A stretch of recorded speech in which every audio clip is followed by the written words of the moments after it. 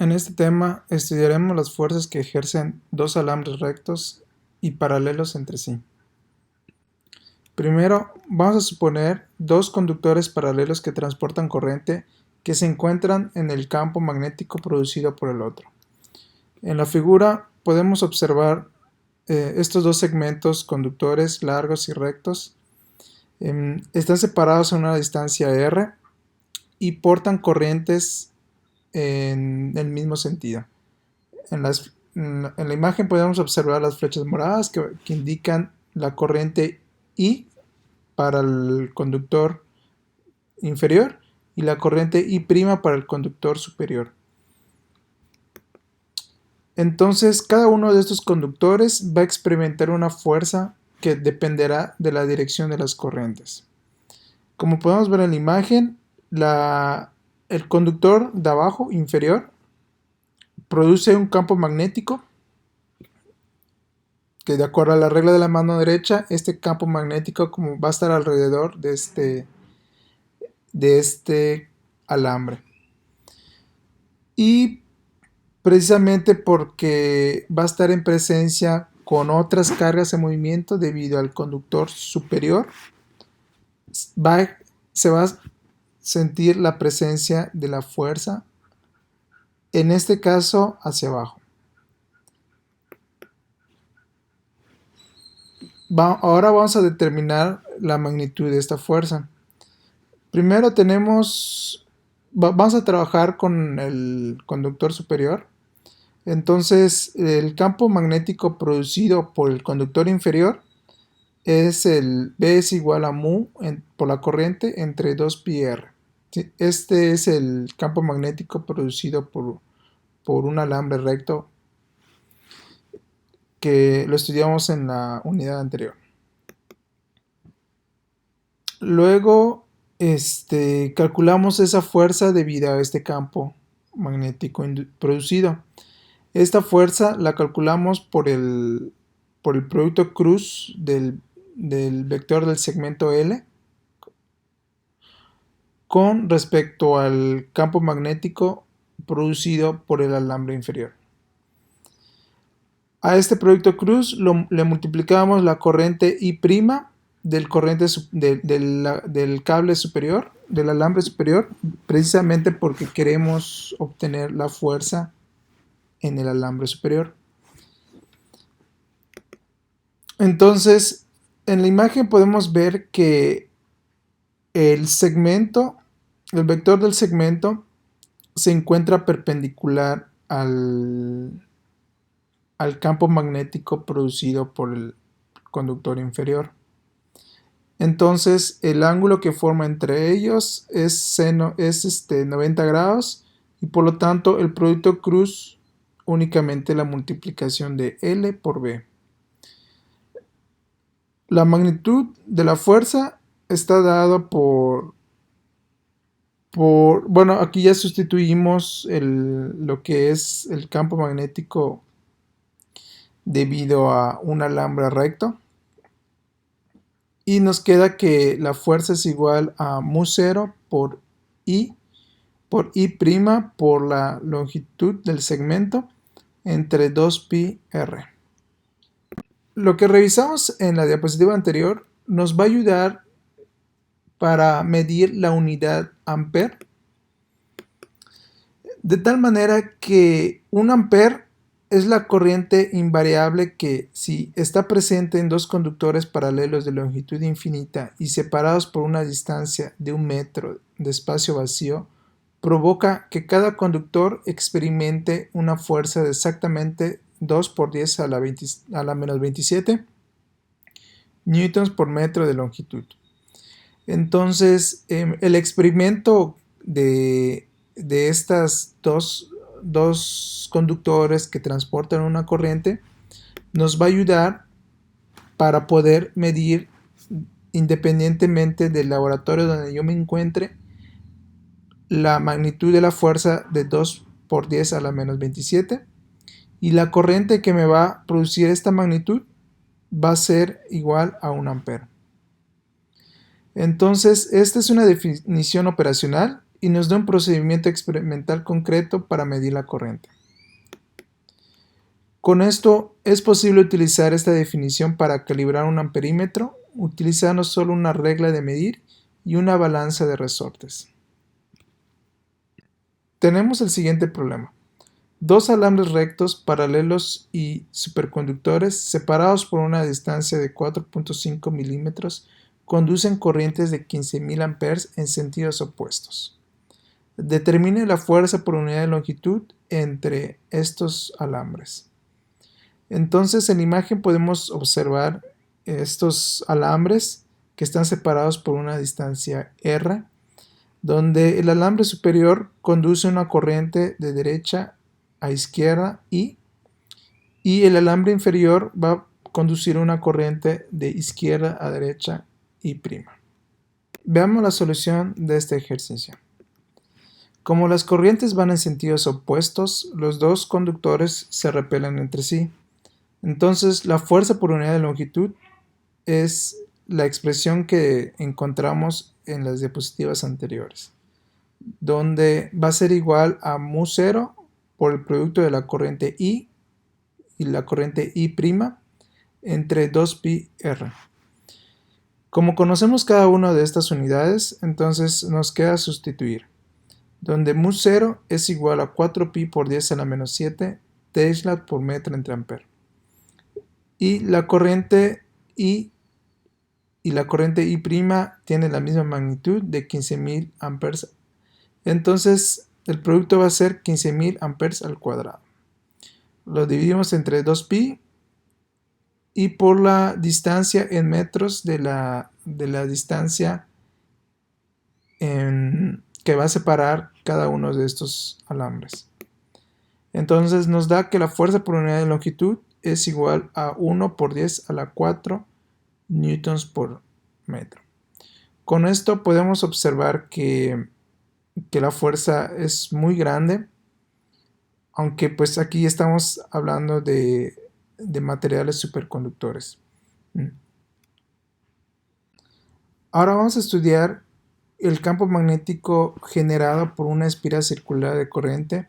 Esto nos va a ayudar a entender diferentes aplicaciones, como pueden ser desde el timbre de una puerta, un transformador, un motor eléctrico o un electroimán. Primero, observemos una espira.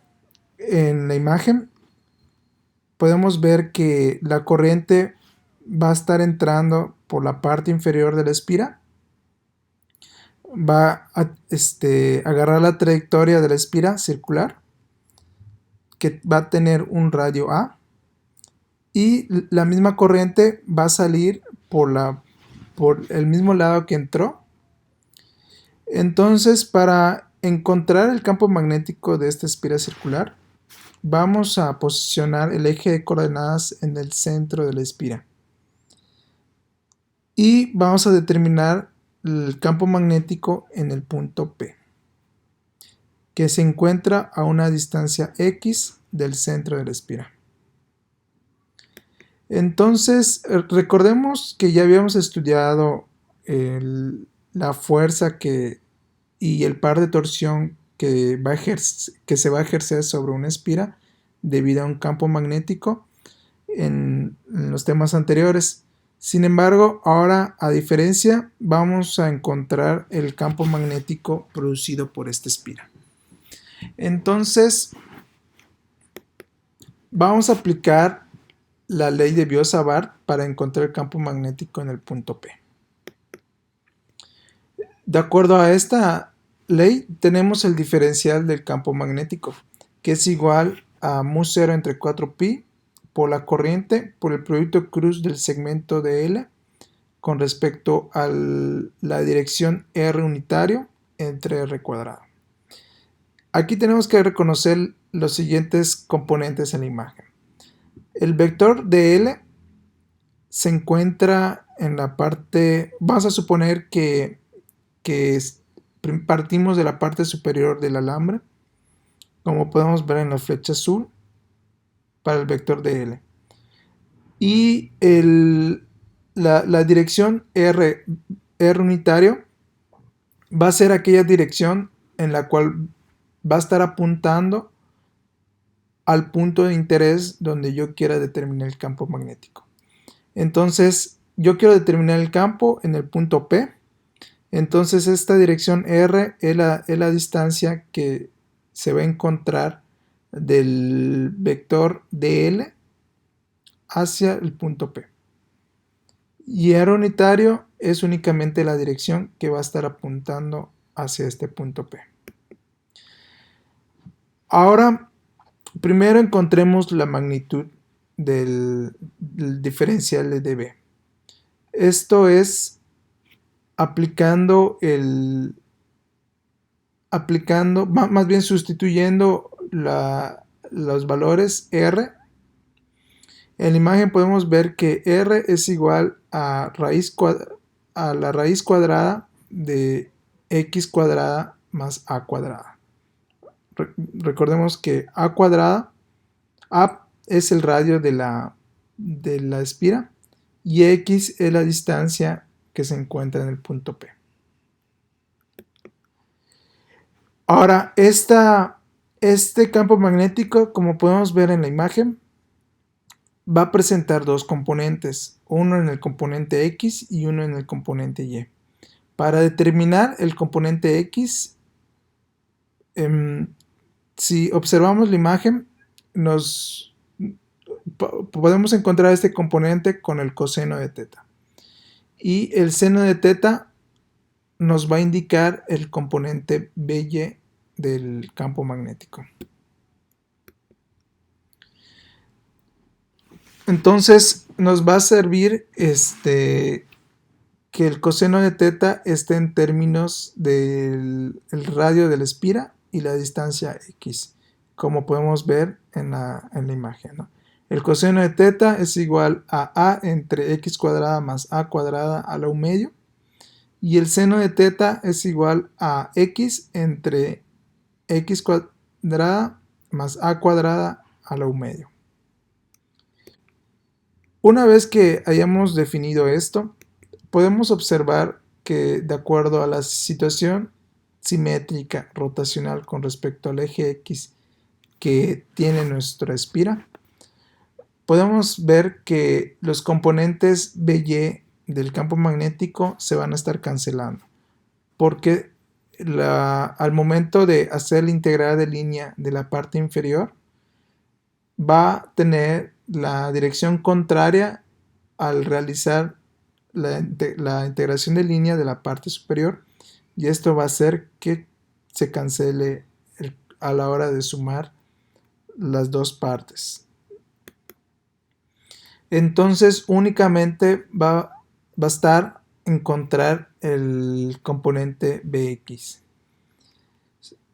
Si sustituimos lo que determinamos en la diapositiva anterior, de acuerdo a que Bx es igual al diferencial del campo magnético por el coseno de teta, nos queda la siguiente expresión. Ahora podemos ver que en la parte derecha de esta expresión únicamente nos queda hacer una integral de línea de dl, porque todo lo que se encuentra a la izquierda es una constante de acuerdo a la integral del diferencial de dl. Ahora, como estamos trabajando con una espiral circular, entonces esta integral de dl es igual al diámetro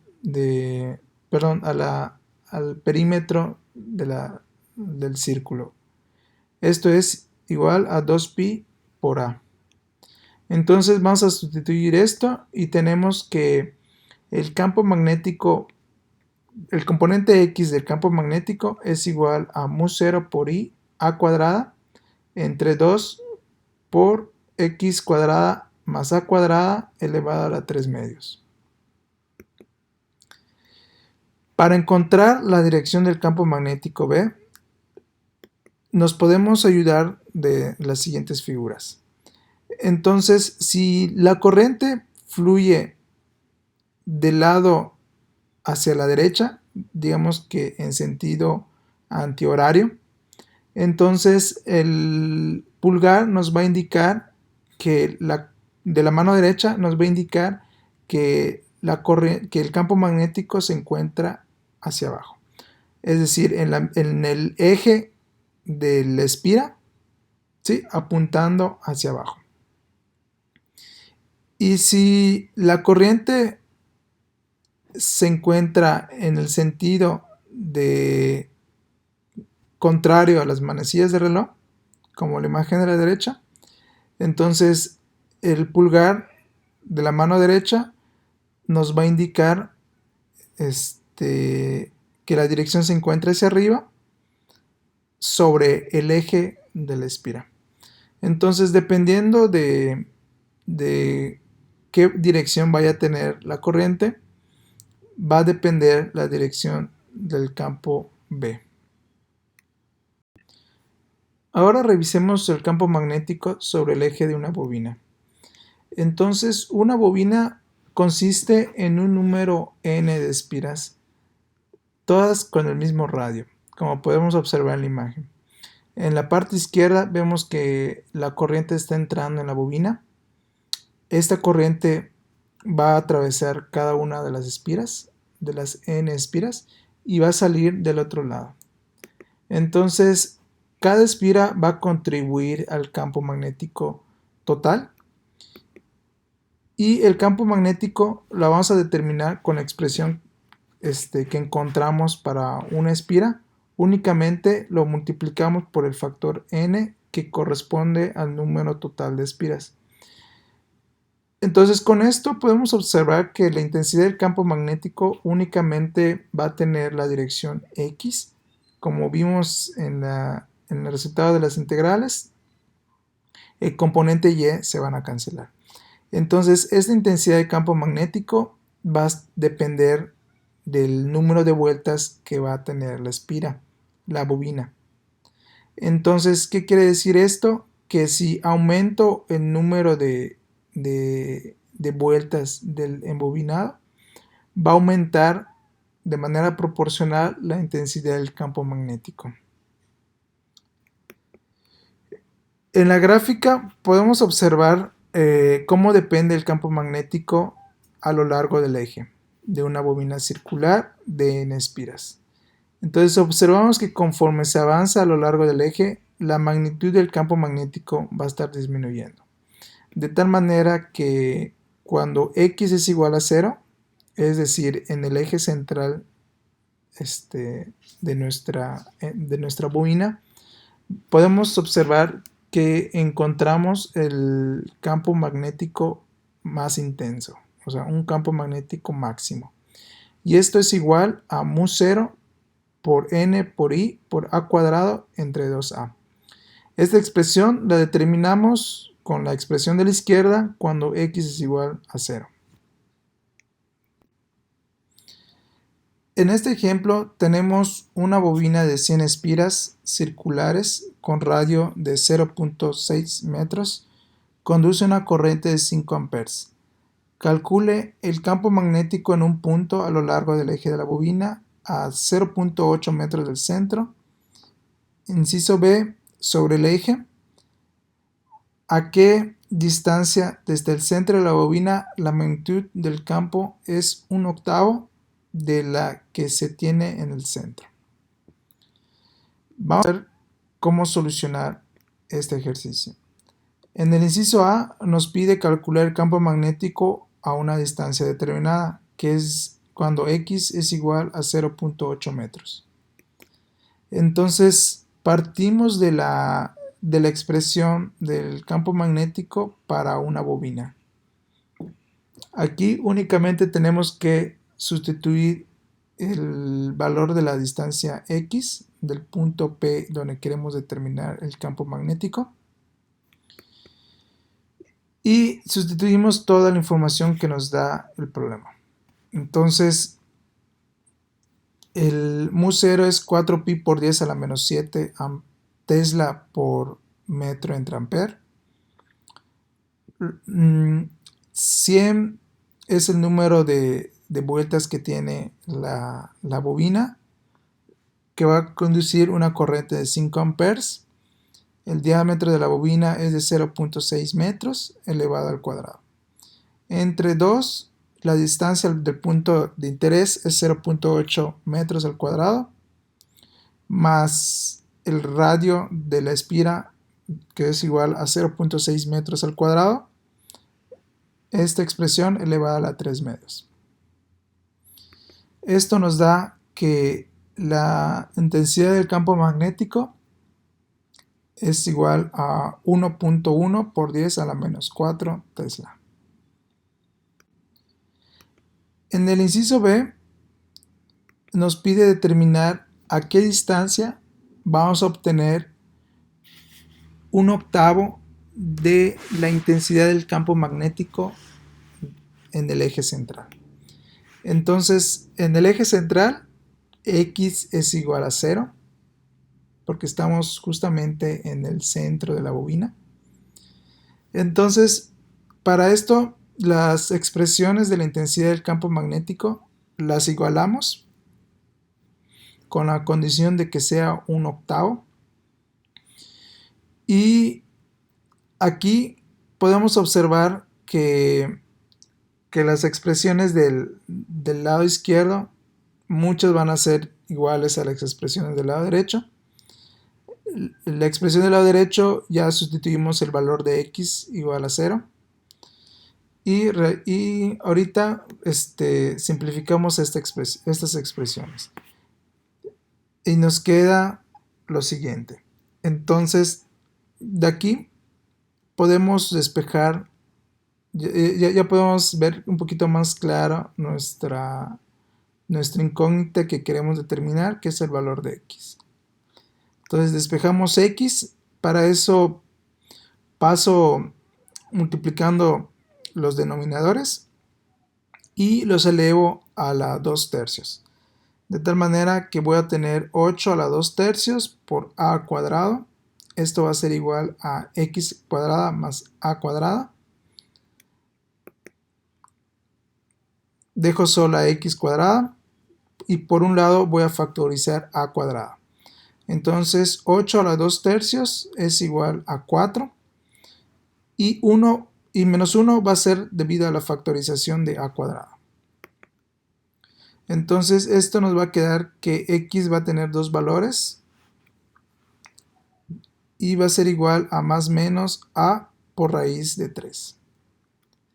Si sustituimos el valor del radio de la espira, entonces nos queda que X va a ser igual a más o menos 1.04 metros. Entonces, ¿qué quiere decir esto? Que si me alejo 1.04 metros del eje de la bobina, voy a obtener un octavo del campo, de la intensidad del campo central.